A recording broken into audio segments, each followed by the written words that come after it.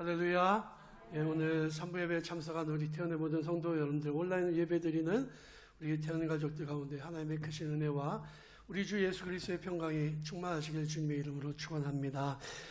말씀 전하기 전에 광고를 좀 드리면요, 우리 지지난 주간에 김성훈 집사님 모친께서 별세하시고 장례를 은혜 가운데 잘 마쳤습니다. 어머니가 워낙에 진광교회 권사님이셨기 때문에 지난주에는 그 교회 가서 인사하시고, 오늘은 이제 우리 집사님 네 분 오셨는데 잠깐 자리에서 일어나실까요? 예, 장례를 치르고 어머니를 위한 슬픔이 있으십니다. 잘 이겨내시라고, 또 위로받으시라고.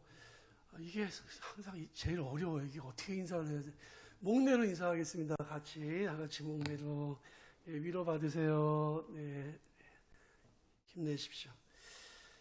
예, 앉으시고요. 그리고 오늘 여러분들 바이올린 그 자리에 못 보던 분이 앉아 계시죠.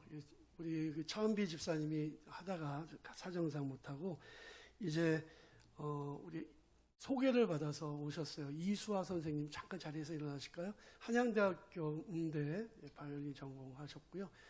또 이렇게 계속 연주 활동도 하고, 또 이렇게 우리 교회 정말 와서 봉사해 주기로 해서 얼마나 감사한지 모릅니다. 여러분들 바이올린으로 봉사도 하지만 우리 태연교회 교인이다 생각하시고 여러분들 뜨겁게 한번 박수 한번 해주시기 바랍니다. 네, 감사합니다. 네, 앉으세요. 네. 감사합니다. 그 부모님은 원주에서 감리교회 다니시고 대대로 감리교 집안이십니다. 네, 또 하나는 이제 이 빵인데요. 이 빵이 이렇게 생긴 데는 좀 그래도 렌즈에 10초만 돌리면 되게 맛있습니다. 여러분들 단팥빵을 좋아하는지 소보로빵을 좋아하는지 몰라서 소보로가 인기가 있다 해서 소보로를 좀 만들어 고생 좀 했는데, 얘가 이제 그 설교하기 전에 한번 웃기고 가려고요. 예, 이번 주간에 우리 태은 가족의 약속은 항상 웃기잖아요. 예, 웃기. 그리고 너무들 더 심각하고 막 그러면 안 되니까. 그리고 자손의 복입니다. 빵집에 늘 어떤 아이가 가서 빵을 샀는데 이 소보로 빵을 되게 좋아했어요. 근데 그 아저씨한테 늘 얘기하기를, 아저씨 곰보빵 주세요. 그리고 빵을 구입해 갔대요. 근데 엄마가 그 모습을 보고 자기 아이한테 조심하라고. 왜냐하면 그 아저씨가 천연두를 알아가지고 얼굴이 이렇게 곰보였거든요. 그러니까 아저씨 상처받으니까 그렇게 하지 말라고 그래서 철저하게 교육을 받고 그 다음에 빵집에 가서 주문을 하는데, 소보로 아저씨 곰보빵 주세요 그랬다. 네, 웃자고. 네, 제목 벌써 다 까먹으셨죠? 나의 기쁨 나의 면류관이라고 제목을 함께 은혜 나누겠습니다. 사람들이 세상에서 살아가는 동안에 자기가 한 일에 대해서 좋은 평가를 받고 싶어하는 게 인지상정입니다. 상을 받기도 하고 공로패를 받기도 하고 공적비를 세우기도 하죠. 국가에서 주는 상 중에서 가장 큰 상이 있다면 아마 훈장일 것입니다. 그래서 그 사람의 공로를 인정해서 주는 메달과 휘장과 연금이 각각 다 달라요. 우리나라에 있는 훈장 중에서 제일 급수가 높은 훈장은 무궁화 대훈장입니다. 군인들은 전쟁터에서 싸우면 금성 무공훈장, 은성 무공훈장 이렇게 받는데, 우리나라에서 무궁화 대훈장을 받는 사람은 누구냐? 대통령입니다. 대통령과 대통령의 가족들까지 이렇게 훈장을 받게 됩니다. 이번에 알았는데 무궁화 대훈장은 제작하는 데만 1억 5천만 원 정도가 든다고 해요. 엄청 잘 만들고 엄청 금이나 보석들이 많이 들어간 모양이에요. 이건 굉장한 명예죠.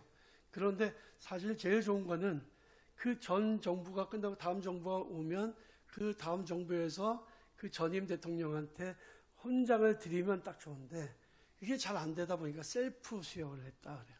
이전에 아마 박근혜 대통령은 탄핵돼서 못 받을 것이고 나머지는 아마 다 셀프 수용했다는 얘기가 있습니다.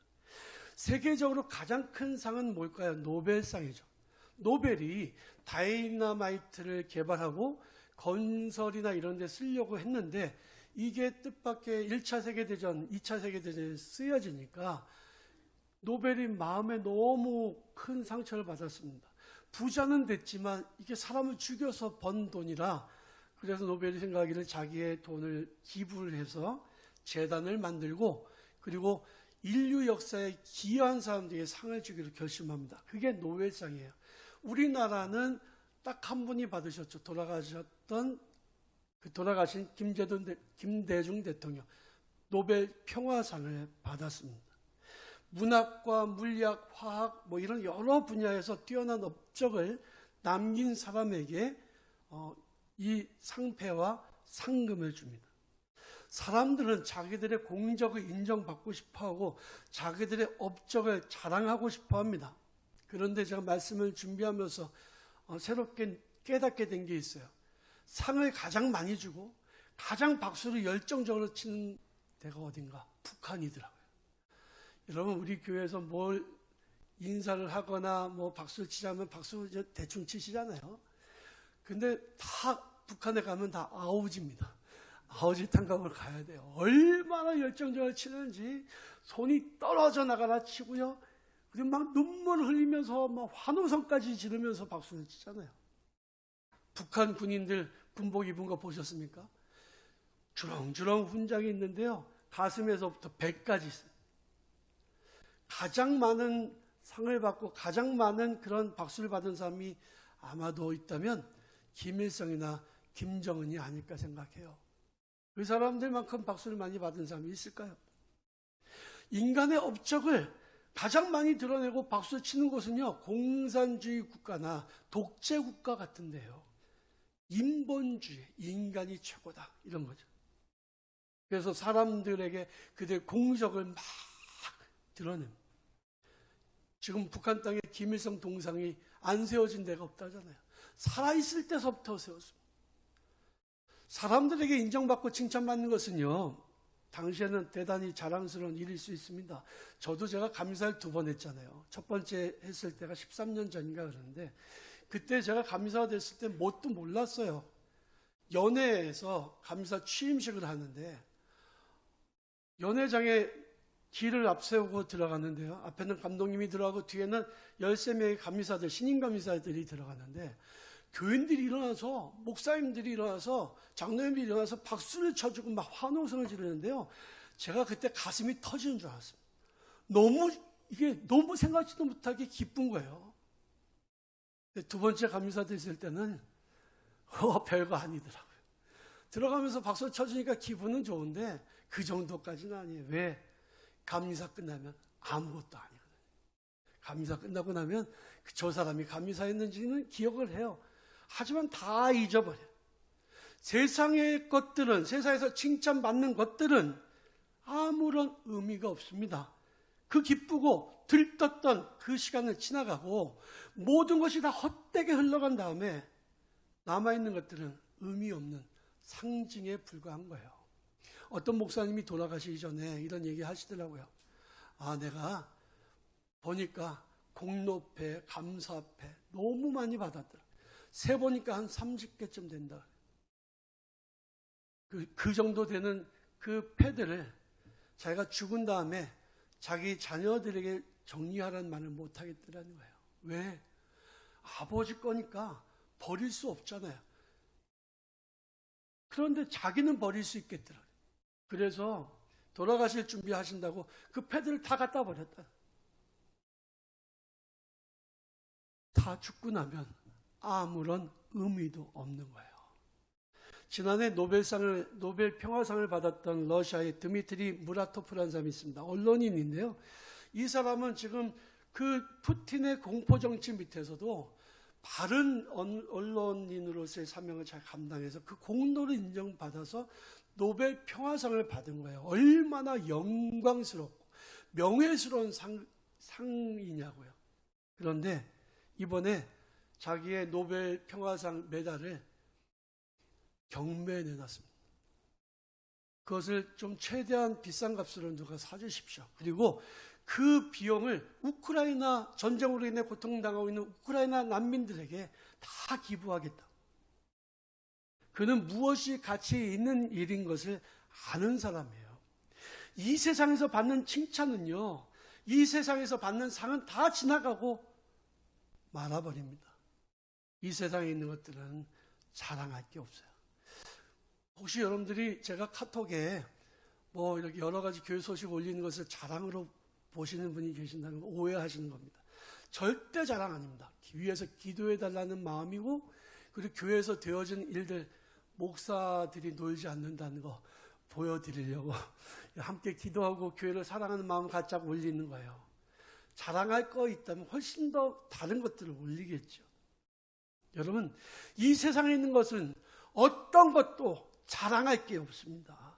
시편 49편에 보면 이런 말씀이 나와요. 자기 재물을 의지하고 부유함을 자랑하는 자는 아무도 자기의 형제를 구원하지 못하며 그를 위한 속전을 하나님께 바치지도 못할 것은 그들의 생명을 속량하는 값이 너무나도 엄청나서 영원히 마련하지 못할 것임이니라. 그가 영원히 살아서 죽음을 보지 않을 것인가? 그러나 그는 지혜 있는 자도 죽고 어리석고 무식한 자도 함께 망하며 그들의 재물은 남에게 남겨두고 떠나는 것을 보리로다. 그러나 그들의 속생각에 그들의 집은 영원히 있고 그들의 거처는 대대에 이르리라 하여 그들의 토지를 자기 이름으로 부르는도다. 사람은 존귀하나 장구하지 못하며 멸망하는 짐승과 같도다 했습니다. 우리가 가지고 있는 집, 내 이름으로 등기가 되어 있다고 해도 나 죽으면 다른 사람 이름으로 가는 거예요. 우리 인간은 영원한 삶을 사는 존재가 아닙니다. 이 땅에서 살면 단촉해요. 이 땅에서 자랑도 순식간에 사라져 버리는 거예요. 마태복음 6장 1절에 보니까 예수님이 이렇게 말씀하셨어요. 남들에게 보이려고 다른 사람 앞에서 의를 행하지 않도록 주의하여라. 그렇지 않으면 하늘에 계신 아버지께 아무런 상도 받지 못할 것이다. 우리가 진정 자랑해야 될 게 무엇일까요?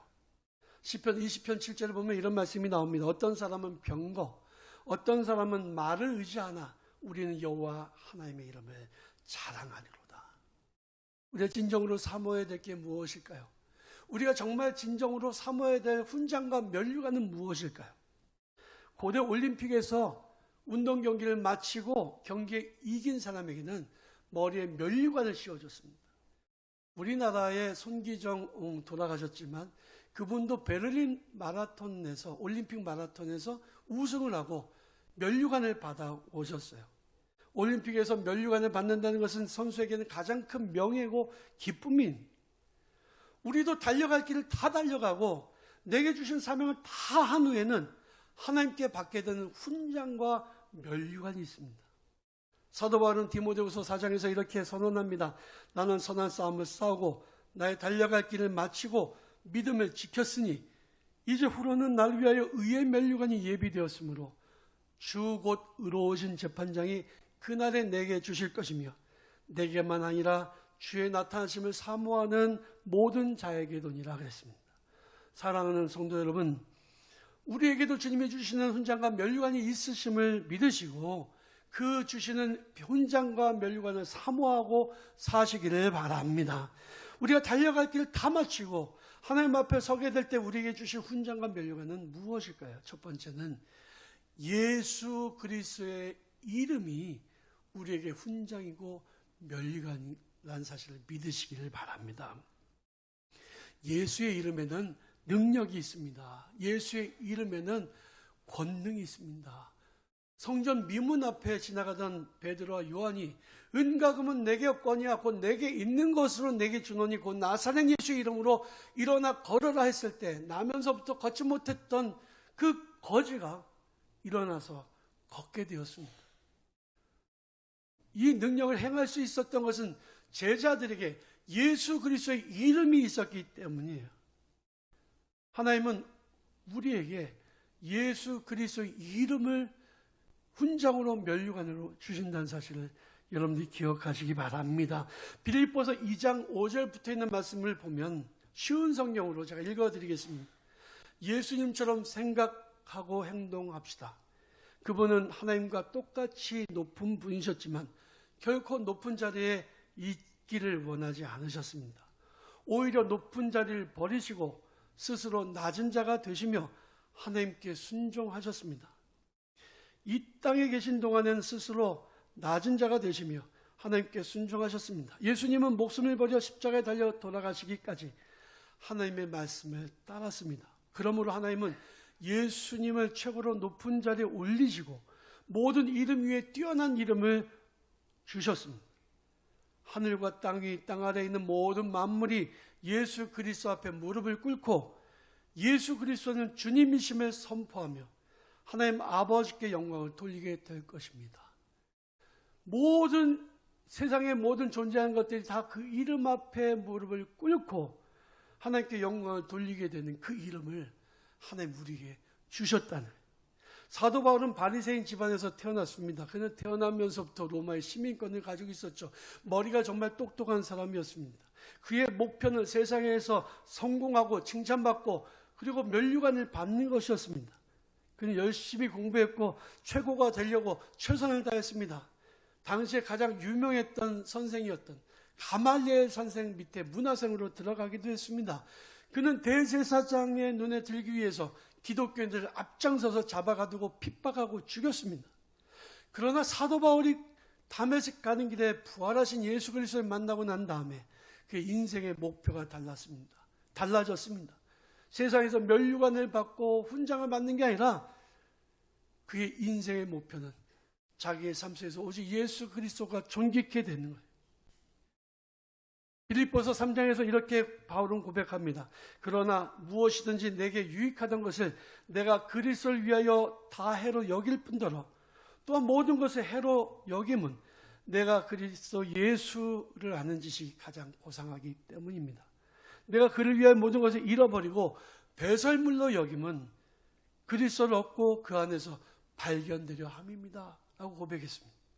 그는 예수를 만나고 난 이후에 이전에 제가 좋아하던 것, 자랑하던 것, 이 모든 것들 다 배설물같이 버렸다고 고백합니다. 우리 믿는 성도들이 받을 수 있는 가장 최고의 훈장은 예수의 이름인 것을 믿으시기 바랍니다. 요한계시록 2장 17절에 보면 버가모 교회를 향해서 성령께서 이렇게 말씀하십니다. 이기는 자에게는 내가 만나를 주고 또 흰돌을 줄 것인데, 이 흰돌은 수요 홀리스텝 예배 때 금요 밤기도회 때 제가 설명을 드렸습니다. 제사장의 옷에 들어가는 검은 돌과 흰 돌이 있는데 흰 돌은 아멘, 예스의 의미예요. 응답의 의미죠. 흰 돌을 줄 것이다. 그런데 그 위에 이름이 새겨져 있을 것이다. 새 이름. 그 돌을 받는 사람만 그 이름을 알게 될 것이다 라고 말씀하셨습니다. 돌 위에 새겨진 그 이름은 예수 그리스도의 이름이에요. 예수 그리스도의 이름이 새겨진 흰돌을 맞는 사람에게는 하나님께서 응답을 선물로 주겠다고 약속하신 거죠. 이기는 자에게는 예수 그리스도의 이름을 주겠다고 약속하신 거예요. 예수의 이름은 구원의 이름이고 예수의 이름은 능력의 이름이고 예수의 이름은 승리의 이름인 것을 믿으시기 바랍니다. 예수의 이름이 우리의 훈장이고 면류관이에요. 바라기는 예수 그리스도의 이름을 사모하시고 예수 그리스도의 이름을 붙들고 주의 이름을 높여드리며 살아가는 우리 태연의 성도들이 다 되시길 주님의 이름으로 간절히 축원합니다. 둘째로 나에게 훈장과 면류관이 무엇이냐? 나 때문에 구원을 받은 영혼들입니다. 그 영혼들이 하나님 앞에서 나의 훈장과 면류관이 될 거예요. 바울은 예수 그리스도를 인격적으로 만난 이후에 복음 전파를 위해서 정말 최선을 다했습니다. 4차 전도 여행을 통해서 유럽과 이 터키와 안 가본 곳이 없을 정도로 복음을 전파하는 삶을 살았어요. 가는 곳마다 교회가 세워졌습니다. 그에게 있어서 가장 큰 훈장은 무엇이었을까요? 그가 이룬 업적이었을까요? 그가 세운 교회였을까요? 그가 보낸 서신서들은요, 13개가 남아있는데 신약성경 안에 바울의 서신서가 대부분이에요. 그는 정말로 많은 교회를 세웠고요, 초대교회에 많은 업적을 남겼습니다. 수많은 교회 편지를 했고 교회를 든든히 세워나갔습니다. 수많은 제자들을 양성했습니다. 복음을 전하기 위해서 핍박을 피하지 않았습니다. 자기에게 닥쳐오는 고난도 피하지 않았습니다. 그는 정말 많은 교회를 세웠고 엄청난 공을 세웠지만 그것이 그의 훈장이고 면류관이었을까요? 고린도후서 11장에 보면 그는 이렇게 고백합니다. 그들이 그리스도의 일꾼입니까? 이 말을 할 때 내가 제정신이 아닌 사람처럼 보이겠지만 나는 그 사람들보다 더 뛰어난 일꾼입니다.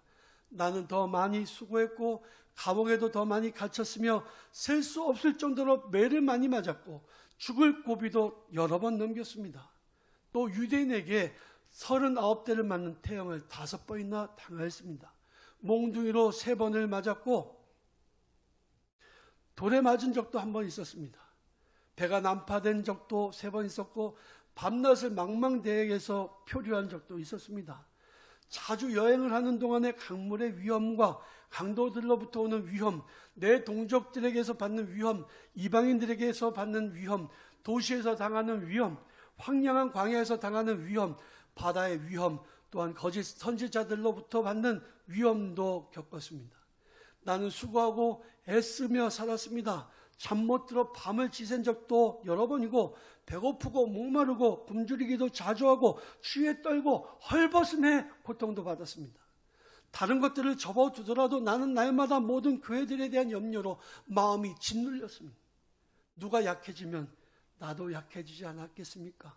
누가 걸려 넘어지면 내 마음이 새까맣게 타지 않았겠습니까? 여러분, 사도 바울처럼 헌신한 사람이 있었을까요? 그만큼 충성한 사람이 있었을까요? 그런데 그것이 바울의 훈장이었습니까? 그것이 바울의 면류관이었습니까? 아닙니다. 하나님 앞에서 사람이 아무리 많은 공로를 세우고 많은 업적을 세운다고 그건 우리의 훈장이 될 수가 없어요. 사도 바울은 하나님 앞에서 자기의 업적을 자랑하지 않고 그는 자기의 약함을 자랑했습니다. 바울의 면류관은 무엇이었을까요? 오늘 본 말씀에 보니까 이렇게 기록되어 있어요.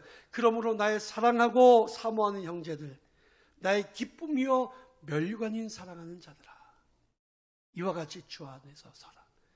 우리 교회 우리 장로님들 이게 그 자라난 그 다음 세대들이 교사하고 봉사하고 뭐 여러 가지 막 이런 일들을 하면 얼마나 마음이 기쁘세요.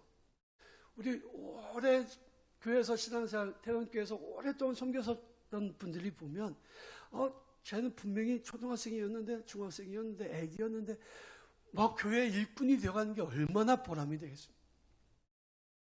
내가 복음을 전했는데 내가 교회 인도했는데 그 사람이 믿음이 좋아, 믿음이 성장해서 훌륭한 일꾼이 돼서 얼마나 기뻐요. 얼마나 감사해요. 바울의 훈장은 바로 이런 것이었어요. 바울의 면류관은 바로 이런 것들인 거예요. 내가 복음을 전해서 그 사람이 든든히 하나님 일꾼을 세워져 믿음의 확신을 가지고 구원의 확신을 가지고 든든히 세워져 가는 모습 보니까 그게 나의 면류관인 거예요. 다니엘 12장 3절에 보니까 지혜로운 사람은 하늘의 별처럼 빛날 것이다. 사람들을 올바른 길로 이끈 사람은 영원히 별처럼 빛날 것이다 라고 말씀하고 있습니다. 여러분, 한 영혼 구원하는 것은 천하를 구원하는 것과 같습니다. 한 사람이 회개해서 주님 앞에 돌아오면 회개할 것이 없는 99명으로 인하여 기뻐하는 것보다 하늘나라에서 더 기뻐할 것이라고 예수님 말씀하셨어요. 여러분, 나중에 천국 갔을 때 내가 전도한 사람이 예수 믿고 천국에 가 있는 모습 본다면 얼마나 기쁘겠습니까? 여러분, 내가 천국에 가 있는데 내가 복음을 전해서 내가 하나님의 말씀을 전해서 성장시킨 그 사람이 예수 잘 믿고 천국에 와서 영생을 누리는 모습 보면 얼마나 기쁘겠습니까? 그것이 바로 우리의 훈장이고 우리의 면류관이에요. 믿으시기 바랍니다. 세 번째로, 구원받은 내 이름이 훈장이고 면류관입니다. 사람들이 이 세상에 살아가니까 세상에서 필요한 물질들, 세상에서의 성공들, 세상에서의 어떤 칭찬들을 갈급해합니다. 사람들은요, 칭찬받는 걸 좋아합니다. 막 인정받는 거 좋아해요. 안 그런 사람 여기 중에 있겠어요? 아무도 없어요. 다 좋아하지. 세상에서 돈 많이 벌면 좋아합니다. 승진하면 좋아하고요. 제가 이번 주간에 그 자매를 만났는데 그 자매 남편이 회사의 임원이 됐어요. 근데 임원이 됐는데 축하를 해주면서 동시에 걱정이 생겼습니다. 임원은 임기가 1년이에요. 1년 있으면 퇴직을 해야 될 수도 있는 상황이죠. 마냥 축하해 줄 수 없더라고요. 여러분, 세상의 것들은 그런 겁니다. 세상에서 내가 성공하고 내가 인정받고 내가 승진하고 돈 많이 벌고 내가 이룬 게 많아도 어느 순간 내려놓을 순간이 온다는 거예요. 내가 세상에서 돈 많이 벌고 성공하면 복 받았다고 생각하고 세상에서 인정받고 성공하고 상 받으면 복 받았다고 생각하지만 사실 그런 것들은 우리의 영혼과는 아무런 상관이 없는 거예요. 어쩌면 내가 돈을 많이 벌고 내가 세상에서 성공하면 구원받기가 그만큼 어려워지는 거예요. 예수님 말씀하셨잖아요. 부자가 천국에 들어가는 것이 어찌나 어려운지 낙타가 바늘구멍을 통과하는 것보다 어렵다. 많이 가진 것이 복입니까? 아니에요. 우리가 이 세상을 살아가는 동안에 여러분들 할 수 있으면 부자 되시길 바랍니다. 축복합니다. 많은 재정도 받고 성공도 많이 하시길 바라요. 근데 그 전에 먼저 넓힐 게 있어요. 믿음의 총량을 넓혀야 돼요. 내가 그것을 잘 사용할 수 있도록 하나님 내게 주셔도 그게 나에게 범죄거리가 되지 않도록 하나님 나를 성공하게 하시고 날 높여주시면 교만하지 않도록 죄 영광에 사용하도록 그게 먼저 되고 난 다음에 복을 받아야 돼요. 세상에서 성공한 사람이 영생을 얻지 못한 일도 생기고 세상에서 상을 많이 받은 사람이 하나님의 심판을 견디지 못하는 순간도 올 수도 있습니다. 사랑하는 성도 여러분, 우리가 사모해야 될 하나님의 훈장은 달려갈 길 다 마치고 하나님께 받아 써야 할 영생의 면류관임을 여러분 기억하시기 바랍니다. 오늘 본 말씀 3절에서 이렇게 말씀합니다. 참으로 나와 멍에를 같이 한 내게 구하노니 복음에 나와 함께 힘쓰던 저 여인들을 돕고 또한 글레멜드와 그 외 나의 동역자들을 도우라. 그 이름들이 생명책에 있느니라. 그 이름들이 생명책에 있느니라. 우리가 가장 사모해야 될 것은 세상에서의 부귀, 영화, 성공이 아니라 영혼의 구원입니다. 우리는 이 일을 위해서 신앙을 생활하는 거예요. 다른 거 다 가지고 있어도 영혼의 구원을 받지 못한다면 우리는 세상에서 가장 불쌍한 사람이 되고 말 것입니다. 먼 훗날 우리가 이 세상에서 삶을 다 마치고 하나님 앞에 섰을 때 생명책에 우리 이름이 없다면 어떻게 될까요? 하나님이 우리를 모른다고 하시면 어떡할까요? 우리 이름이 적혀져 있는데 흐려져 있다면 어떡할까요? 바라기는 우리가 하나님 앞에 갔을 때 착하고 충성된 종이라고 잘 왔다고 수고 참 많았다고 너가 작은 일에 충성했으니 내가 큰 것으로 내게 맡기겠다고 우리의 가슴에 훈장을 우리 머리에 면류관을 씌워주시는 그런 축복의 삶을 살아가는 우리 대원의 성도들이 다 되시기를 주님의 이름으로 간절히 축원합니다.